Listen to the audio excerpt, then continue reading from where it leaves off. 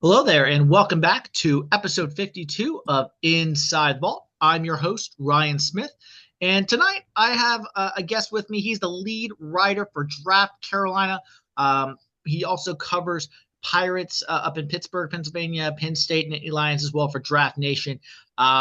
He is based in Pennsylvania, but a writer for our Carolina Panthers for Draft Carolina. He is a Met. He is a Met. How are you doing today? I'm doing fine. It's Emmett. Emmett. Emmett, thank you. See, this is why I'm a podcaster and you're a writer. So my pronunciation skills need work as they always do. No Thank you. problem. Thank you for correcting that for me.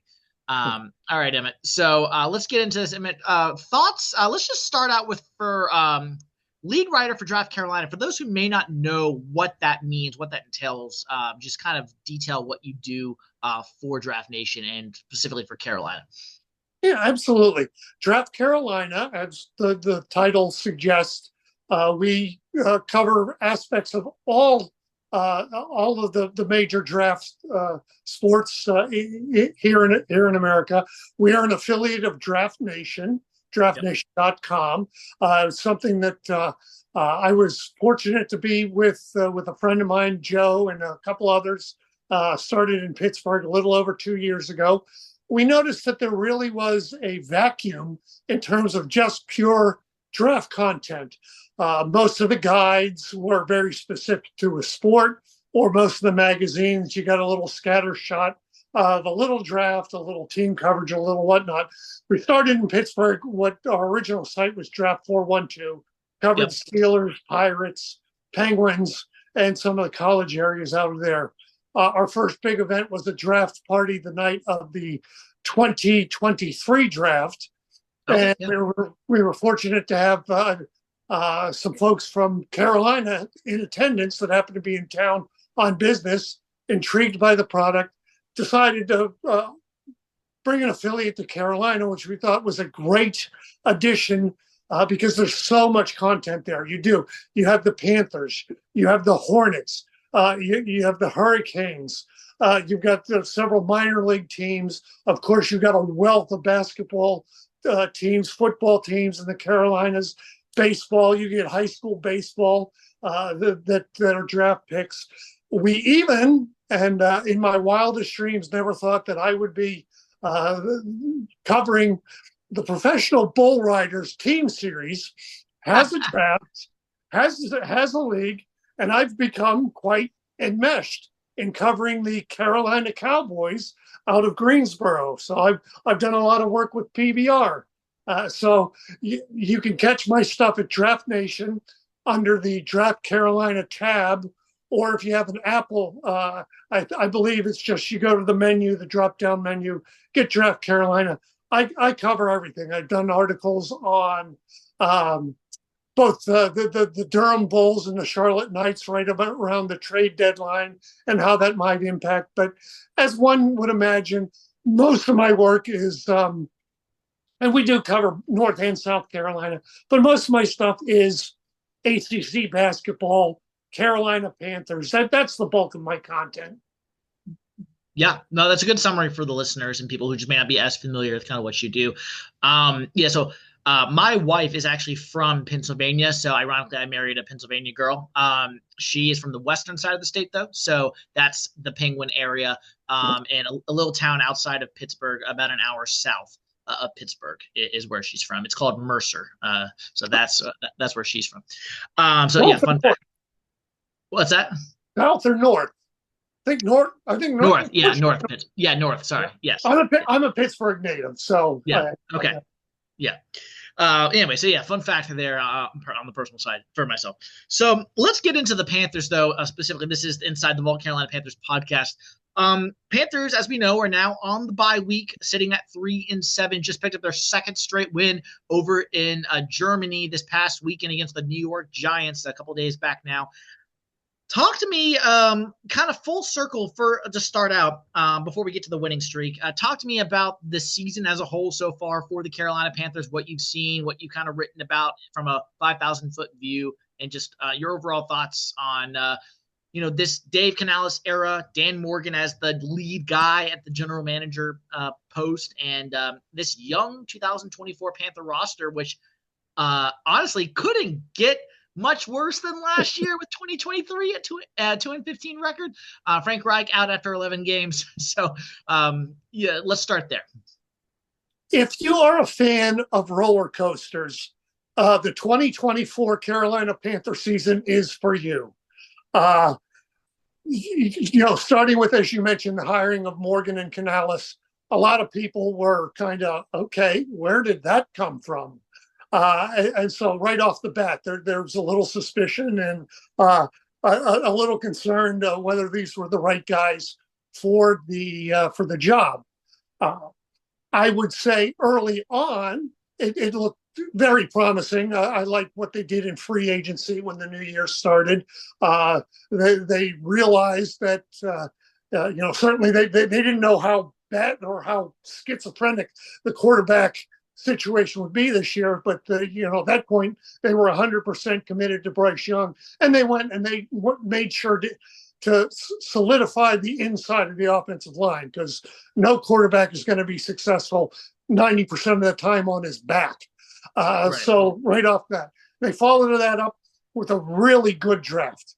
You look at it, every one of their draft picks, even the guy they traded away, has had an impact on the team. They're currently either a starter or a second stringer on the depth chart. Like I said, they traded the linebacker from Michigan, Barrett, to Seattle for their starting cornerback, Mike Jackson.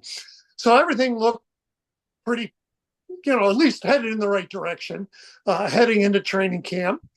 And then the season started. And all, as Mike Tyson says, everyone has a plan until you get punched in the mouth. Yep. Yeah, and that's exactly what happened with down in the Big Easy in New Orleans, which I unfortunately had I was actually in New Orleans for that game, so I saw the unfortunate reality of week number 1 for the Carolina Panthers, and then I turned around and saw the game against New Orleans at home, so I got to see both sides of the New Orleans Saints this year against the Carolina Panthers. But yeah, so as you said, then Bryce Young does get benched, and then Andy Dalton starts. He gets the win over Las Vegas, and then unfortunately he gets in that car accident, which saw everybody in his family okay. And then Bryce Young's back, and now we're on 2-game win streak. And so, kind of, what did you see from Andy Dalton briefly during his time as the starter, and then transitioning back to Bryce? What do you think he learned from his benching, and what is kind of translating now to this 2-game win streak that we're on now? Yeah, that's a great question. I think what Andy brought was a calming influence, veteran leadership, and that Bryce played at Alabama. You really didn't deal with a whole lot of adversity. You rarely trailed going back to modern day high school in California, number 1 high school in the country. Yeah, so he was rarely trailing in games, let alone for seasons. And that's, for a young guy, it can be very trying. And I think Andy showed that if you have a bad game or a bad series or whatnot, it is not the end.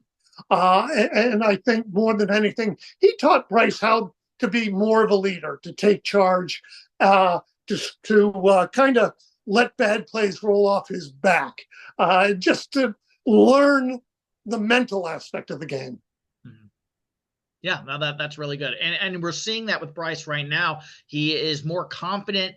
As we can see, the smiles in Germany were just so evident, those fist pumping. He's decisive. He's stepping into throws. His footwork is so much better than it was. Obviously, he's not perfect. Obviously, he still is learning. He's, as Canales has said, he's taken steps, and that's all what Panther fans want to see. I think some people fixate themselves on the box score of the Denver game, of the New Orleans game, which is understandable.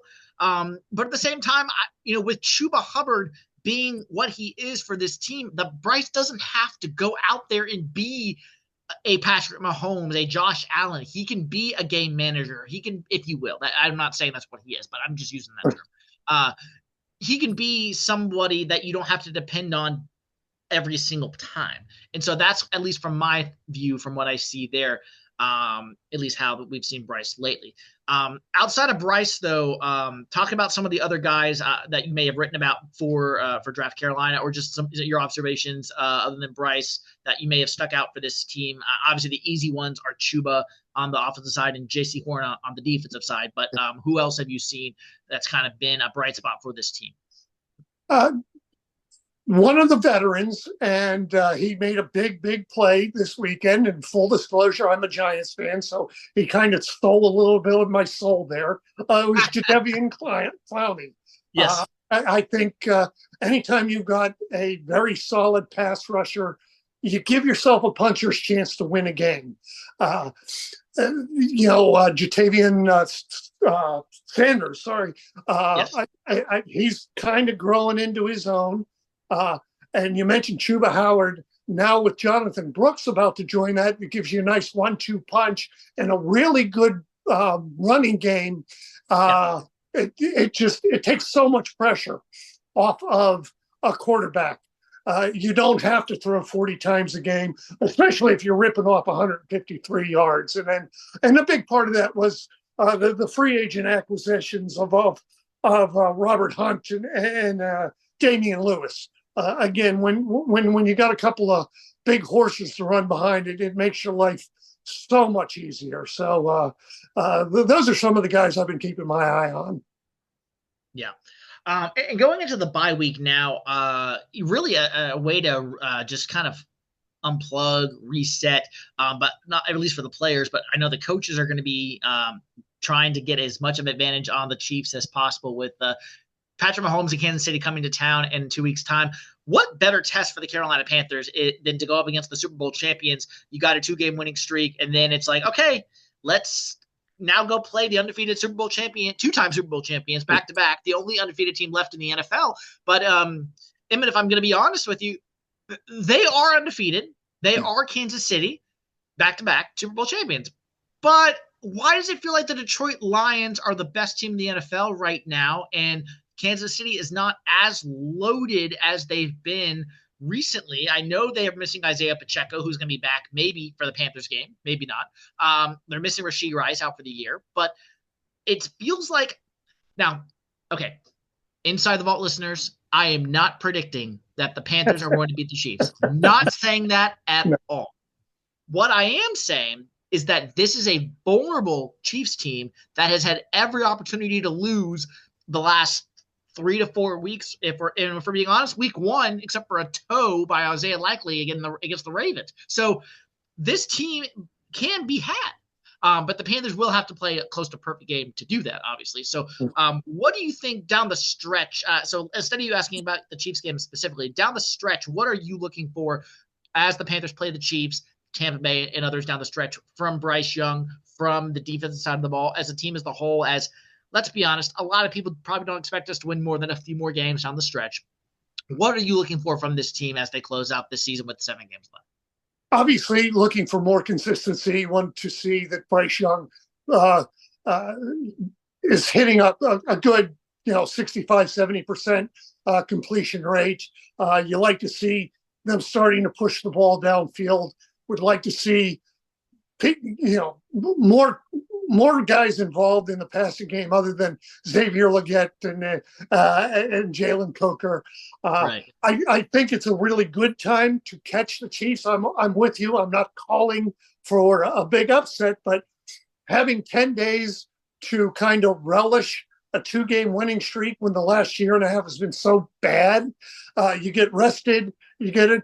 And this is not the Chiefs of the last couple of games, as you alluded to. They're winning games defensively, not offensively. You can't automatically put 30 points in the Chiefs column. They're winning a lot of games with 17, 20 points. And when you get into late November, weather could be a factor. They're going to play a very tough Bills team this weekend. They might come into that game a little beat up. So I'm not a betting man. I'm not opposed to it, but I don't know what the line will be, but if you're getting upper single digits or double digits on the Panthers, I'd look long and hard at it. And then the only other kind of grab your butt game on the schedule is the Eagles, and the Eagles are inconsistent. You never know what team is get. They got a little bad luck, as you mentioned. They got the Saints earlier before they started leaking oil, but there's nothing. The Cowboys. Anyone really afraid No of the Dak. Cowboys now? The Yeah. Buccaneers, another schizophrenic team. Cardinals, you don't know what you're going to get. I'm not calling for A 10-7 5 win, finish. Is that what you're down the stretch. But I don't. Despite what they looked in the first month of the season, I don't think they're a contender for the number one overall pick with the way they're starting to play and with the schedule they've got in front of them. Yeah. Well, yeah, I'm not going to say they're going to go 10-7. I think if the Panthers went 10-7, I think people would lose their minds. I'm just going to be quite honest, but we won't even go there. What does Bryce Young, in all seriousness, what does Bryce Young need to do to give him and the coaching staff reason to bring him back in 2025 as the starter unquestionably going forward? What does Bryce Young need to do? The most important thing is decision making. The physical talents are there, and be healthy. I mean, that's. I know there's no way for him to grow 4 inches and add 30 pounds to his frame. He is what he is. But stay healthy and just make sure the decision making, which has gotten much better in my opinion, remains consistent. Hit the throws that are there. Don't try and do too much. Integrate the guys you got, and just play within yourself. Don't try to become Patrick Mahomes. Be the Bryce Young that won a Heisman Trophy, a guy that I believed in coming out, and I still believe in. And that's why when I look at where the Panthers might go in the draft, I really don't have quarterback at this point on my list of needs. Maybe it's someone they take later in the draft as a developmental guy or a depth guy. But if I were Dan Morgan, or more so if I were David Tepper, because I would love to have his money, I think I have my quarterback going forward. But that's my opinion. Yeah. Well, I was going to get into the draft a little bit later, but since you brought that up, I would personally go defense with our first pick, to be quite honest. That's where I would lay the wood. And so I'll ask you, since you cover Penn State, Abdul Carter is a name that is getting a lot of buzz in the draft. I think he is an absolute dog, and I think he reminds me of Micah Parsons. Not as good, but still a really good player. I think him or Mason Graham from Michigan would be a perfect Carolina Panther next to Derek Brown coming back next year. Somebody that is who I want to see us take, is someone on defense of that caliber. Obviously, if Travis Hunter is there at whatever your position is, that would be hard to pass up. But anyway, defense is what I think the Panthers should and will do come their draft pick time, whenever that position falls to. What do you see there, real quick, from Abdul Carter, since you obviously cover Penn State? I was hoping we would get into the draft and we would get into Abdul Carter. Having watched him for his 3 years up in Happy Valley and having seen many of his games in person, he's a special player. And this year he got off to a little bit of a rough start because they were making the transition from linebacker to edge rusher. And he just, if he was getting NIL money for every time he jumped offside, his NFL contract would be a discount. He seems to have settled down and remembered what made him so great, which are his instincts, his athletic ability, his speed, his intelligence for the game. Ricky and I kind of covered this for a week or so ago, and I said to him, if Carter is the pick, the local sporting goods stores, the number 11 jerseys will come flying off the shelf because people absolutely love him. If he's not there, I agree completely with Mason Graham. Get yourself a nice plugger to try and take the pressure off of the linebacking. Maybe a Will Johnson. Give yourself another lockdown corner. But I'm with you. I think they have used so much assets in free agency and in the last couple of drafts addressing the offensive side of the ball. It's time to bulk up the other side of the ball. Yeah. Well, the only other position that I could see the Panthers going with in round one, if depending on who the board falls to, and let's say someone like Travis Hunter goes number one overall, he's not even there. Is a wide receiver, like a game-changing speedster. Xavier Legette is not a burner, but he's a big-bodied guy. Thielen's 35 in the offseason.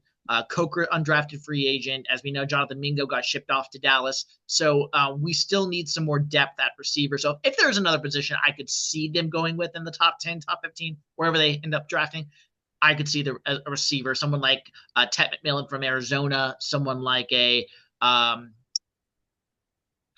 and Travis Hunter. Those are the two that come to mind from the receiver position.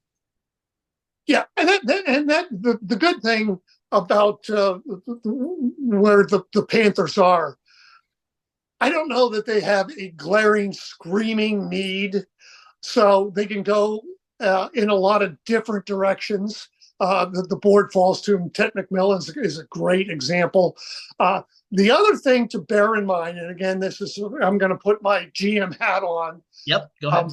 Because it's not a great draft. It's not like last year where you were getting guys with grades that were top 15. You were getting them in the 20s, 30s, early part of round two. There's really good players at the top. So where the Panthers are on their rebuild and versus what they need, I would entertain a draft proposal, especially without, their second round pick is the one that they have from the Rams, and that's going to be a mid-second round pick. So, if you can get another second or third or a second next year, something to consider. But certainly, if you are going to cast your lot with Bryce Young, you need to get him weapons. So a Ted McMillan, if he's there, would be very appealing. Yeah. Let's shift gears back from the draft to this current iteration of the Carolina Panthers right now in 2024. Let's talk about Dave Canales a little bit. I think people are very taken aback by his PR choices and his word choices in the PRs pressers. And I am frustrated at times with it, but at the same time, I kind of understand it. I really think it's intentional with Bryce. I really do. I think the way he is saying things, I do think Bryce is going to start against Kansas City. But I think the approach that Dave is doing, which I think I don't think they can wrap their head around, is that it's almost like a motivational tactic to keep Bryce on his toes, keep him just unsure, keep him guessing, keep him motivated. And because I think the Colts came out today, said Anthony Richardson is our start, back to Anthony Richardson for the rest of the year, obviously with Joe Flacco, kind of their Andy Dalton, that situation after their benching as well. Well, if Canales were to come out and just do that tomorrow, or next week, I just don't think – I don't think that would be the same for the Panthers as the Colts are with Richardson. I think the way they're doing it is a motivational tactic, and I think that's good for Bryce, and I think it works for him and works for how they're doing it behind the scenes. So what are we to say? He doesn't owe us anything to say that. He doesn't owe the media anything. He doesn't owe the fans any of that. So what is your take kind of what he's been doing with this gamesmanship quarterback guru play of, Dalton, Bryce, or he's not committing either way? What's your take on that? I really feel badly for pretty much any coach in any professional sports in this day of 24/7 media, social media. When you put out any kind of quote and a reporter puts it up on X or Instagram, and within 5 minutes you got players liking it or putting eyeballs up. It's difficult, and especially when you're dealing with a young quarterback that you've already benched. This is your first time gig, so you're kind of, as a coordinator, no one scrutinizes your words as closely as they do when the head coach. So I agree with you. I think he's kind of using the media. I don't want to necessarily say good cop, bad cop, but right. maybe he's he's playing psychiatrist through the media just to try and not create fires, to keep things fairly calm and trying to keep the ship steered straight. Yeah. On the defensive side of the ball, obviously the Panthers have dealt with a rash of injuries this year. Derek Brown, Jack Thompson, and then obviously they got some guys back like Jordan Fuller, among others. There's been a call for Ejiro Evero, the defensive coordinator for the Carolina Panthers, to be fired, to resign, whatever, what have you. So I'll ask, and I've asked a couple people about this. So I'll ask you: do you feel like it's? I'm not going to ask you about that specifically. Do you think it's a scheme fit? Do you think it's a 3-4 versus a 4-3? Is it just the injuries that it's Derek Brown that much of a hole? Which again, they lost 43-10 or whatever it was in week 1 with Derek Brown. Or do you think it's simply like Jadeveon Clowney and DJ Wonnum, who provided a great spark in Germany? We're now seeing when you have a number of healthy players out there, and for Evero to scheme some things up, it's not going to look half bad because he actually has players to work with. Because sometimes, in my opinion, next man up doesn't necessarily mean next man up. I mean, yes, the physical man has to go in there and play, but sometimes next man up doesn't mean that it's necessarily an NFL caliber player that's being placed in there. Yeah.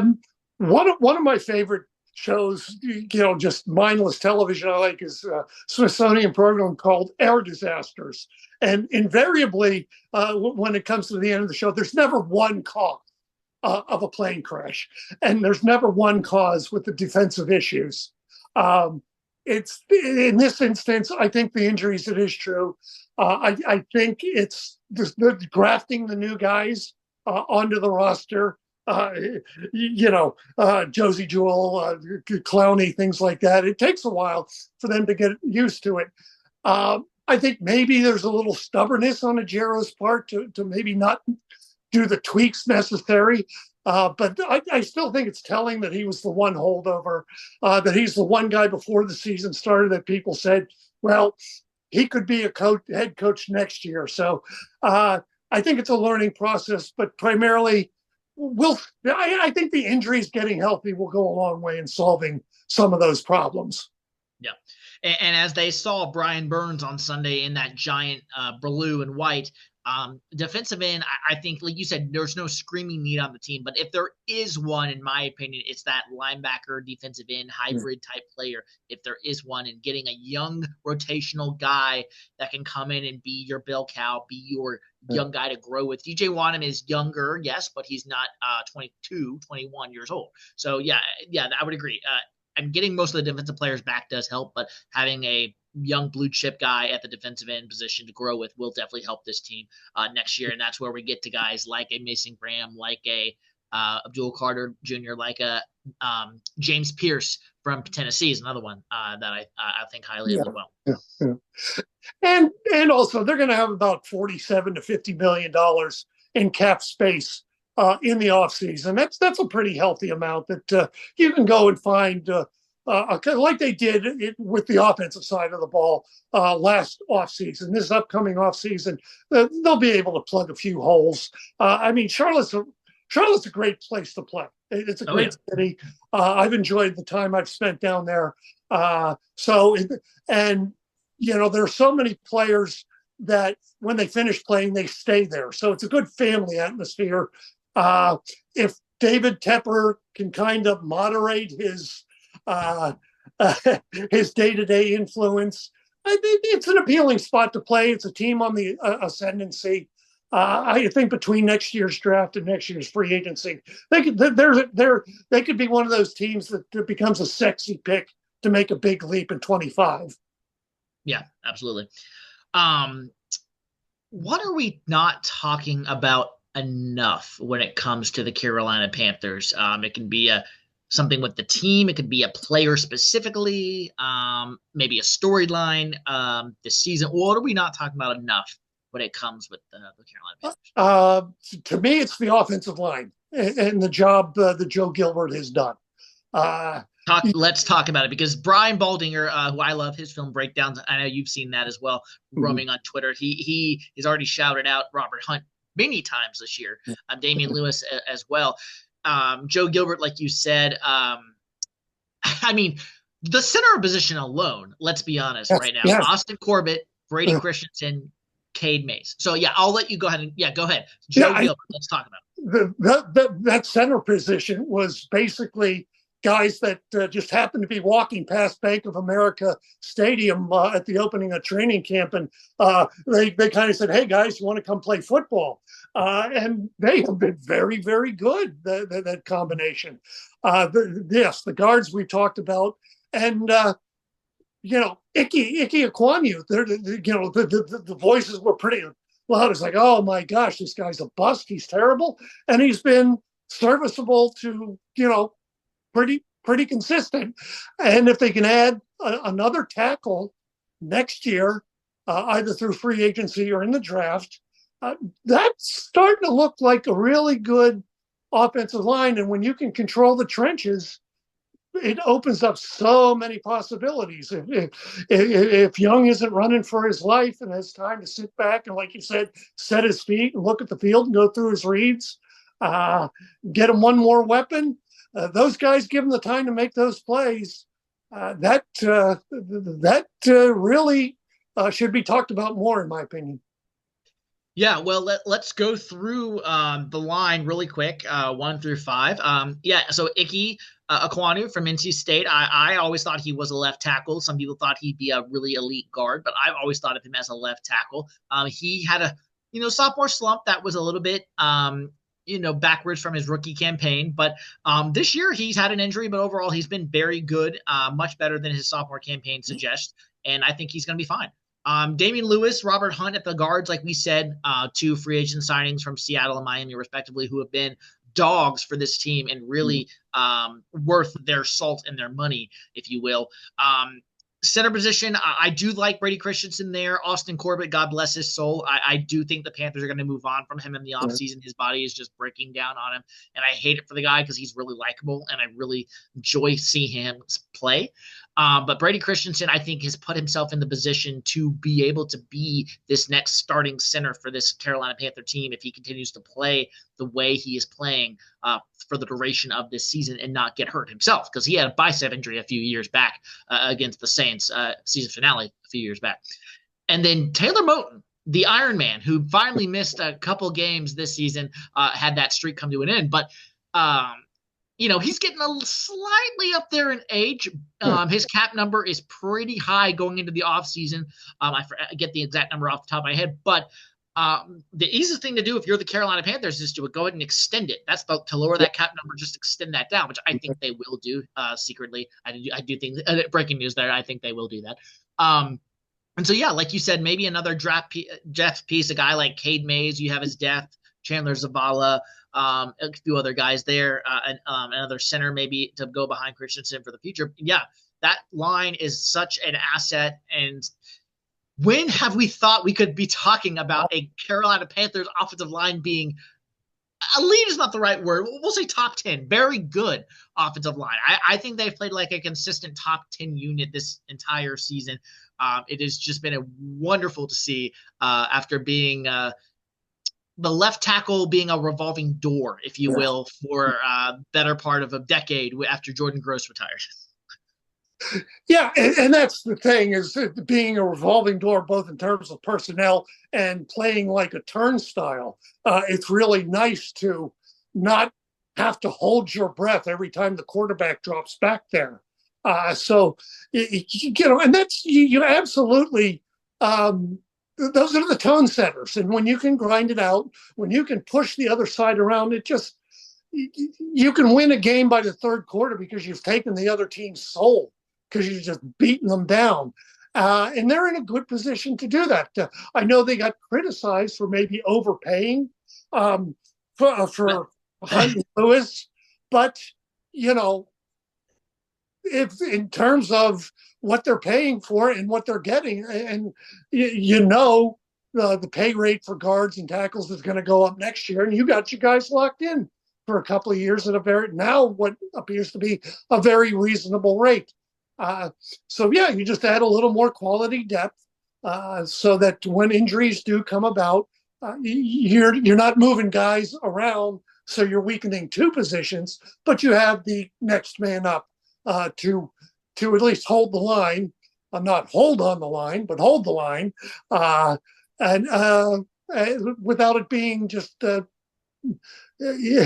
black hole. And I think they're close to being there. John Ellis over at The Roar, who also has from Fox Sports as well, a radio show that he does. He had a tweet out that I want to shout out. I don't know if you saw this today or not. Since week 8, 4 quarterbacks have led their teams to multiple 90-plus yard touchdown drives. Josh Allen, Justin Herbert, Lamar Jackson, and Bryce Young.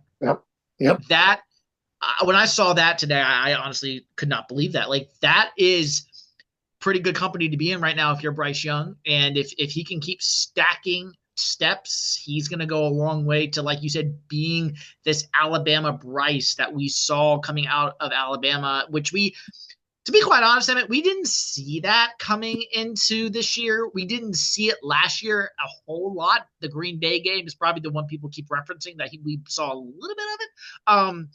But really, in my opinion, I think this past game against the Saints, I'm sorry, the Giants, and a little bit against the Saints, was the first time we truly saw Alabama Bryce. Yeah. And I don't know exactly what each one of those 2 drives that the quarterbacks did, but I'm willing to bet something like a Lamar Jackson, maybe one of those things where while his team was already up 21 points, or it was he threw a slant to Zay Flowers, and Flowers ran 75 of the 90 yards. When Young did those drives, the game was in the balance. It could have gone either way, and it took multiple plays, a couple of third down conversions. And I think that is so indicative of the maturity that Young has. And that is so encouraging to me. Well, as I said at the top, my guest today has been Emmet from Draft Carolina on Draft Nation, where he writes. Emmet, before we let you go, was there anything that you wanted to bring up that maybe I did not cover, something that you kind of wanted to let our listeners in on, something that you wanted to kind of briefly mention and talk about for a few minutes before I let you go? No, I think we covered a lot of it, but I want to say that I alluded to, I had some skepticism with Morgan and Canales, and I think both of them have grown really well into their job. I like the Chuba Howard extension. When you see what, quite frankly, the mistake that the previous regime did with Miles Sanders, and you see what some of these other running backs are getting, to lock in Howard, who's still a young guy with a lot of tread on the tire, and now you're going to throw Jonathan Brooks into that mix. That's a very shrewd signing. I think Canales, like many first-time head coaches, was kind of overwhelmed by the whole process, especially when you throw him into, a really tough situation. He seems to have gotten his sea legs. So I really see the big picture is coming together with in the front office, the coaching staff. The foundation is really starting to come together. For the first time in a long time, Panther fans, I think there's hope for optimism. I think the expansion and the renovations that are coming to BOA kind of speak to the optimism and the possibility of maybe someday Charlotte's hosting a Super Bowl. I think there are a lot of positive vibes out there for the Panthers, for the Carolina region themselves. So I think there's big cause for optimism going forward. Yeah. Well, as I said, Emmet from Draft Carolina and Draft Nation has been my guest today. Before we sign out here, remind listeners where they can find all your stuff and where on social media and otherwise. Absolutely. You can see my stuff, like I said, draftnation.com, and then there's a link to the Draft Carolina. Like I said, you can see all kinds of things from ACC basketball to professional bull riding. Uh, Social media, Draft Carolina. We have a Facebook site, an Instagram site, which is Draft Carolina. You can follow me on X at Emmet Man. It's EMMET MAHON. Instagram is Emmet M Man. And then Facebook is Emmet Man. I put all of my stuff on my socials. Draft Carolina, we put our stuff on our socials. You can go to Draft Nation and subscribe. It's free to sign up. And you can see all of our content there. Hopefully, we'll be doing some live events coming up in the future. Those will be on social media. Anything we do live, we'd love to have you come and be an analyst with us. So certainly would be more than happy to have you part of our Draft Carolina expert panel. That sounds great. Well, Emmet, all the best to you. Thanks for coming on, and we'll talk to you later. Thank you. The pleasure was mine. I really enjoyed myself. And that'll wrap up episode number 52 here on Inside the Vault. I'm your host, Ryan Smith. Rate, review, subscribe wherever you get your podcast, and we will see you next time.